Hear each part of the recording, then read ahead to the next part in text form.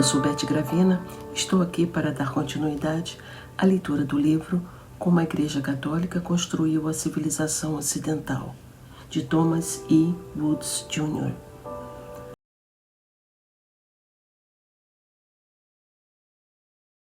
Capítulo 3. Como os monges salvaram a civilização. Os monges desempenharam um papel crucial no desenvolvimento da civilização ocidental. A julgar pelas práticas de ascese a que se dedicavam, dificilmente se poderia imaginar o enorme impacto que viriam a provocar no mundo exterior. Mas esse fato histórico surpreende menos quando nos lembramos das palavras de Cristo: procurai primeiro o reino dos céus e tudo mais vos será dado por acréscimo. Essa é, em poucas palavras, a história dos monges. Inícios do monaquismo. As formas mais simples da vida monástica surgem já no século III.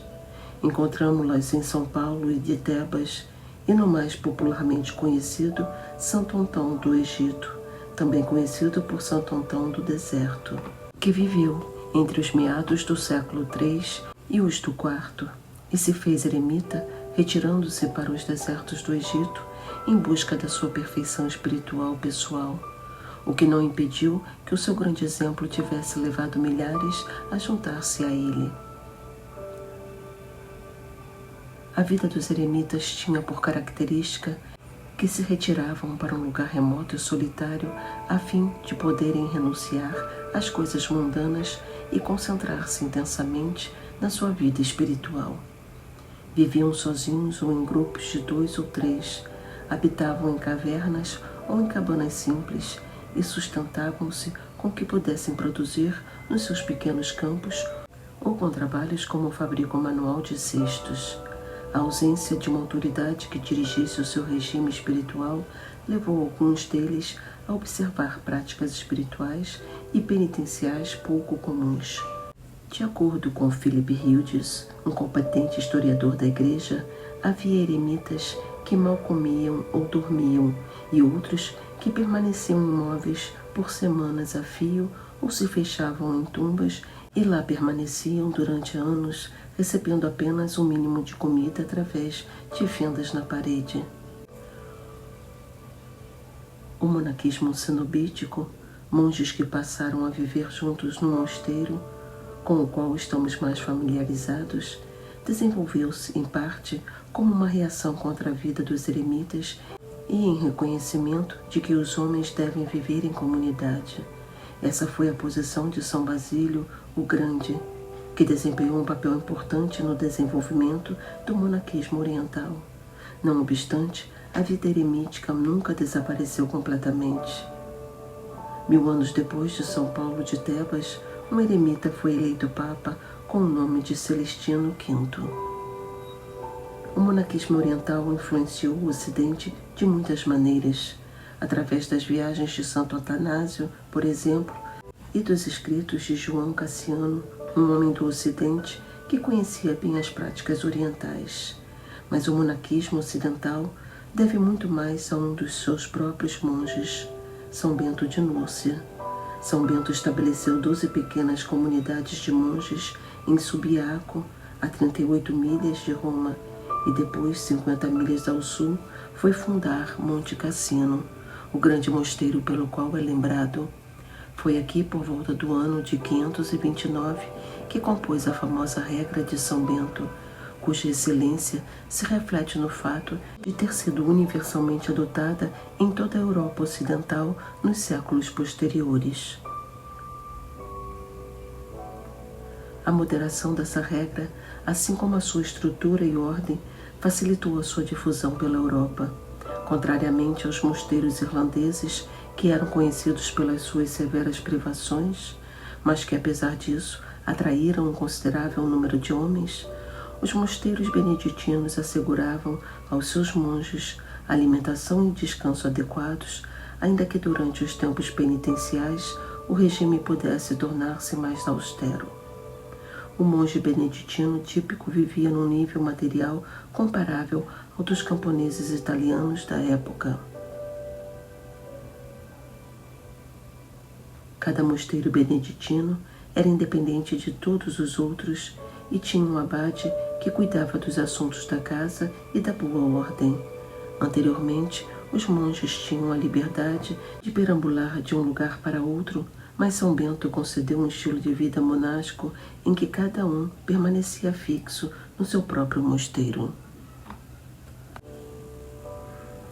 São Bento também eliminou da existência do monge qualquer vestígio do seu passado no mundo, quer tivesse sido de grande riqueza ou de servidão e miséria, porque todos eram iguais em Cristo.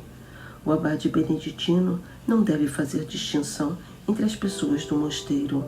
Um homem livre não deve ser preferido a outro nascido em servidão, a menos que haja alguma causa razoável. Porque sejamos escravos ou livres, somos todos um em Cristo. Deus não faz acepção de pessoas. Ao retirar-se para um mosteiro, o monge propunha-se cultivar uma vida espiritual mais disciplinada e dedicada a trabalhar pela sua salvação num ambiente sob um regime que favorecesse esse propósito. A intenção dos monges não era levar a cabo grandes façanhas em benefício da civilização europeia, embora tivesse chegado um momento em que viriam a abraçar o trabalho para o qual os tempos pareciam chamá-los. Durante um período de grande turbulência, a tradição beneditina manteve-se intacta e as suas casas permaneceram como oásis de ordem e de paz. Pode-se dizer, de Monte Cassino, a casa-mãe dos beneditinos, que a sua própria história refletiu essa permanência. Saqueada pelos bárbaros lombardos em 589, destruída pelos sarracenos em 884, arrasada por um terremoto em 1349, pilhada pelas tropas francesas em 1779 e arrasada pelas bombas da Segunda Guerra Mundial em 1944, Monte Cassino recusou-se a desaparecer, pois de cada uma dessas vezes os seus monges tornaram a reconstruí-lo. As simples estatísticas dificilmente podem fazer justiça às realizações beneditinas, mas a verdade é que nos começos do século XIV, a ordem já proporcionara à Igreja 24 papas, 200 cardeais, 7.000 arcebispos, 1.000 bispos e 1.500 santos canonizados. E em começos do século XIV, teria contado 37.000 mosteiros, número talvez exagerado, e a sua influência não se deu somente dentro da Igreja. O seu ideal monástico foi tão exaltado em toda a sociedade que chegou a ser perfilhado por perto de 20 imperadores, 10 imperatrizes, 47 reis e 50 rainhas. Grande parte dos mais poderosos da Europa acolheram-se, pois, à vida humilde e ao regime espiritual da ordem beneditina, como tinha acontecido entre os bárbaros, com figuras como Carlomano dos francos e Rhodes dos lombardos.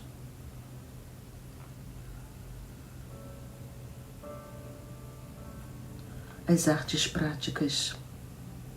Embora as pessoas instruídas pensem que toda a contribuição dos mosteiros medievais para a civilização ocidental se circunscreveu à busca da erudição e da cultura, não se deve passar por alto o impulso que deram as chamadas artes práticas. A agricultura é um exemplo particularmente significativo. No início do século XX, Henry Goodell, presidente do que então era o Massachusetts Agricultural College, exaltou o trabalho daqueles grandes velhos monges ao longo de 1.500 anos. Eles salvaram a agricultura quando ninguém mais poderia fazê-lo. Praticaram-na no contexto de uma nova forma de vida e de novas condições quando ninguém mais ousava empreendê-la.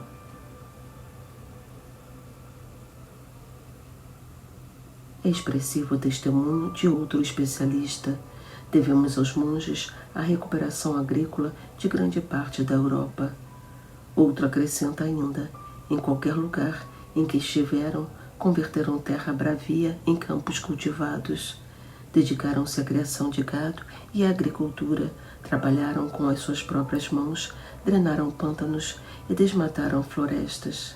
Por eles, a Alemanha tornou-se um país fértil. Outro historiador aponta que todos os mosteiros beneditinos eram uma escola de agricultura para toda a região na qual estavam situados. No século XIX, o político e historiador francês François Guizot, que não tinha especial simpatia pela Igreja Católica, observou: os monges beneditinos foram os agricultores da Europa, transformaram-na em terra de cultivo e em larga escala, associando agricultura e oração. O trabalho manual, especialmente exigido pela regra de São Bento, desempenhou um papel central na vida monástica.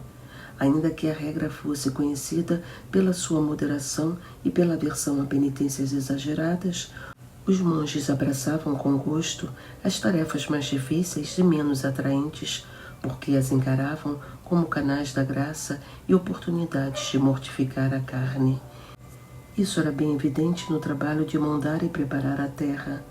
A respeito dos pântanos, predominava a ideia de que não tinham nenhum valor e eram focos de pestilência, mas os monges assumiram o desafio que representava represá-los e drená-los, e em pouco tempo conseguiram transformar o que era então uma fonte de doenças e imundície em fértil terra cultivada.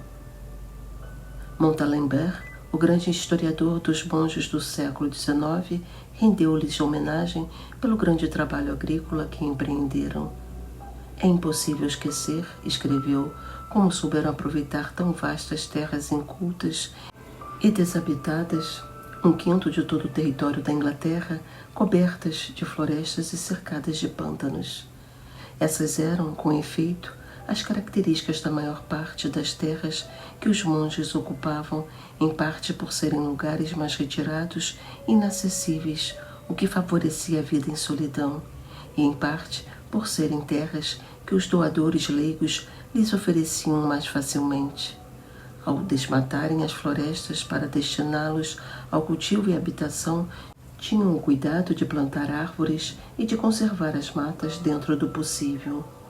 Um exemplo particularmente vivo da salutar influência dos monges no seu entorno físico é o que nos dão os pântanos de Southampton, na Inglaterra. Um especialista descreve como era essa região no século VII. Eram provavelmente parecidos com as florestas da desembocadura do Mississippi ou as marismas das Carolinas. Um labirinto de errantes córregos negros, grandes lagoas, atoleiros submersos a cada maré da primavera, enormes extensões de juncos, carriços e samambaias, grandes bosques de salgueiros, amieiros e álamos cinzentos, florestas de abetos e carvalhos, freixos e álamos, aveleiras e teixos, que em outro tempo haviam crescido naquele solo baixo e fétido, agora eram engolidas lentamente pela turfa flutuante que vagarosamente devorava tudo, embora tudo conservasse. Árvores derrubadas pelas inundações e tormentas flutuavam e se acumulavam, represando as águas sobre o terreno. Córregos desnorteados nas florestas mudavam de leito, misturando limo e areia com o solo negro da turfa. A natureza, abandonada ao seu próprio curso, corria cada vez mais para uma selvagem desordem e caos, até transformar todo o charco em um lúgubre pântano. 5 séculos depois, foi assim que William de Malmesbury, cerca de 1096 a 1143, descreveu essa região. É uma réplica do paraíso, onde parecem refletir-se a delicadeza e a pureza do céu. No meio das lagoas, erguem-se bosques de árvores que parecem tocar as estrelas com as suas altas e esbeltas frondes. O olhar fascinado vagueia sobre o mar de ervas verdejantes. Os pés pisam nas amplas pradarias sem encontrar obstáculos no seu caminho.